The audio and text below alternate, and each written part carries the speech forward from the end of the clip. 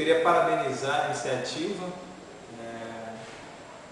do Preveste e da empresa Júnior, que estava aqui com a gente, porque essa iniciativa deu para, esse primeiro momento, a gente se conhecer melhor entre palestrantes e público-alvo, né? Essa divisão foi fundamental porque